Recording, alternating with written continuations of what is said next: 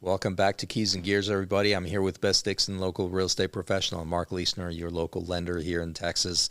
We want to talk, we're part 3 now of our series on how to improve the home's value. How, if you're a current homeowner, no matter if you're trying to sell or if you're not even thinking about selling, improving your home's value, it's a big deal because it's a big investment, right? Fair enough. Owning a house is like a piggy bank. If you put the right money into it, you're going to get more money out. So, and I think specifically with this 3-part series, we were focusing on if you're moving within 5 years, right? Because if you're going to be staying longer than 5 years, that's where we're talking about serious blowout remodeling. Yes, that's where really again still intentional remodeling. Correct. You don't want to just throw money out there, right. But it's a much different price point because you have longer time to recover that investment. Absolutely. Than something that's absolutely. That if you think a move is going to be happening within 5 years. Because unfortunately, almost nothing you do to your house, you get dollar for dollar back immediately. It takes time for you to get that money back, but it's still worth doing. Yes. If you're trying to sell your home, you may sell your home faster by updating the house, sprucing it up, as we call it. Not necessarily doing a renovation. You're not going to get that money back, but sprucing it up. So we talked about kitchen. I think we're almost done with kitchen. Do we have anything left? I think we're done with kitchen. Where do we go next? What do we have left? The other B word, the other big B word, bathrooms. Bathrooms. Oh, my. Okay. Are we talking the master first, the primary bathroom first, or are we talking hall baths? Because, or where should we start on the bathroom journey? Fair enough. I'd say the primary bathroom, right, for sure. Right. Because besides the kitchen, the primary suite is what sells a house, or closes the deal. Maybe we should say that, closes the deal in the house. Because it is generally the last room walkthrough before a couple or a person is like, yeah, this is it.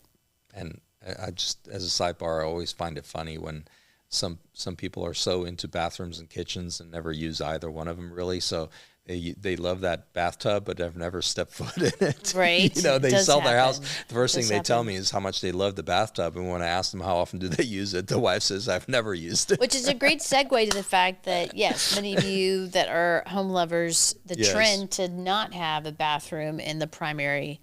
Not have a bathroom or a bathtub? Sorry, not have a not have a tub. Not have a tub at all. In the bathroom. In the primary bathroom continues. It's kind of a... Continues. Yeah. And in exchange, people are looking for the giant shower. 2-people shower. The 2-people shower. All right, so back up. So on a primary bathroom, where do we start if we don't have a renovation budget? We just have a spruce up budget. A refresh budget. What do we do? The other R word, refresh. What are we doing in the bathroom? Right? Basics, paint, light, changing. It's amazing. Changing the light fixtures over the vanity. Yes, big deal. Also the mirror. Also the mirrors, right? And the mirror. And so inexpensive. And the mirror fix is inexpensive. Yes. Asterisks on that. Unless you have one of those giant plate glass mirrors that go the whole length that were probably glued up there by your builder or a previous person, you're going to damage the wall.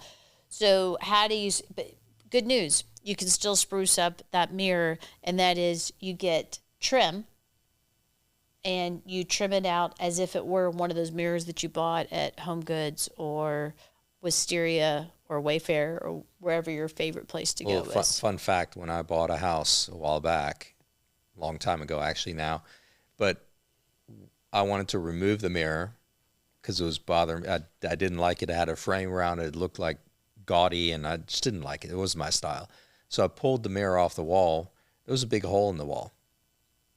They had taken what you said, it was glued to the wall. They just cut out the drywall, and there's literally a hole behind this mirror. So that was a can of worms I opened at that point. Wow. Anyway, back to that. Okay, what else? So we got light fixtures, we got mirrors. What about faucets? Do you recommend totally. changing out faucets? But I've been told, on a side note, I've been told by my plumbers that most faucets only have a lifespan of maybe 10 years because all the interior parts are plastic. Very good point. Very good point. And so that's something interesting because if you change your faucet, you actually might almost immediately see a change in your water bill. Yeah. Because it may be dripping and it's so slow that you may not actually notice it. Right. And I assume that cabinets, we're talking about opening the renovation budget when you're talking about countertops, sinks, cabinets, changing those out obviously creates bigger issues that are going to cost you quite a bit more. But what else can we do in there that's, on a tighter budget? Install shelving. Shelving, yeah. You go walk through any of the big boxes, big box stores, or the big box store that starts with an A online. Yes. And there is so many different shelving choices. Everyone wants storage. Improving the utility of the bathroom. Well said. Yes. I mean, at big places, often the head knocker space over the toilet. Yeah. It's an empty space. It's usually empty. Yeah. That's a great place to add some shelves. Inexpensive, adds a lot of wow immediately to your life. And speaking of toilets, is that something is that really a utilitarian thing, or is that also a style upgrade thing, changing out toilets? I'm in two minds about it. I would say it's utilitarian. Yes, that was my take. Yeah. But, I mean, keep your eye out.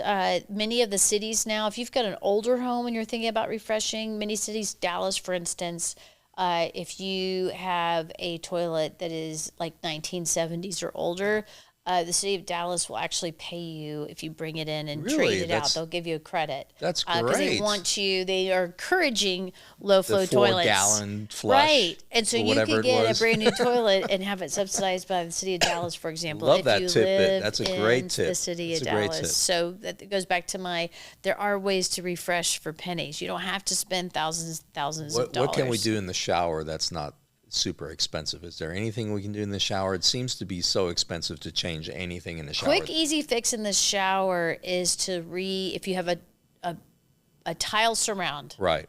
A quick, easy fix.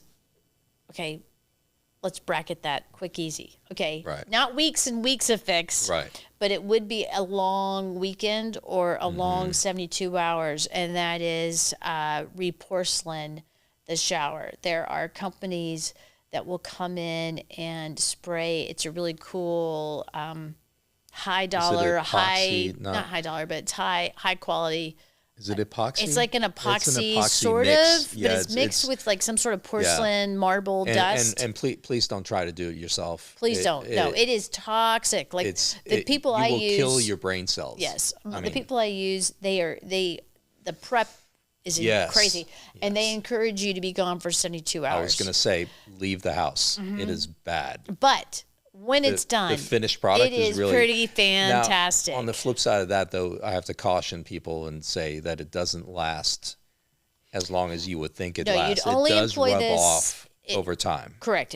You only employ this if all your tile is still in great condition. Exactly. It just is ugly. Right. Or the grout has just gotten discolored for whatever the reason is. Okay. I do want to clarify that. Yeah. It's not made to be a Band-Aid. Long-term fix. It's not a long-term fix. It's but if it's done well and your tile is in fact in good shape and attached securely, it could last. I've seen it last up to 8-9 years. Right. I mean, it will last a long time. Yeah. The ones that I've seen fail, there was like one in particular that comes to mind. There was a long, slow leak from the tub faucet, and no one really noticed it. Water. Because who looks at your tub when you come into the bathroom? Most people don't. You might look at your sink faucet, but not the tub. And so it was dripped. So it eventually, water is pretty powerful stuff, and it just got underneath that finish, lifted it off, and lifted it up. But what's interesting is even so, after they fixed it, the refinish is gone from immediately around the drain, but it's still intact around the rest of the surround, so it's still kicking tush. All right, and that depends on the size, but $800 to $1,200, which is way cheaper than retiling. All right, so we've already come to an end for this episode. We're going to come made it to back. the backyard. We're going to come back to the backyard on the next part. So stay tuned. But before we leave, we have the photo of the week. What are we looking at this week? Oh, totally. Yes. This is a door knocker. It's beautiful. I love it. And talking about inexpensive ways to spruce up your house. Spruce up your house. Yeah. So we're back to the front door. People overlook the front door, which is first impressions. And door knockers come in all different sizes and shapes. They've kind of fallen out of favor, too, which is surprising because it is like jewelry for your front door. Next to your door handle. And they've gotten really, this one doesn't, but many of them have this deal, and they have stuck in them a little peephole, which is a very, I don't care. Personally, I'm kind of tired of seeing the same old doorbells on everybody's house, right? It goes along the same. The ring doorbells are helpful, but it is also nice just to have a good old-fashioned And they make really nice doorbells, like plates for the doorbell, right? You can get really artistic with it and tie it into whatever door knocker you have. And I think that kind of detail really makes a difference. And it's simple. In home ownership. Anyway, join us next time for the next part, which we're probably going to walk into the backyard and see what we can do with the backyard. So stay tuned for that. Come back for the next part, and we'll see you there. Thanks for joining.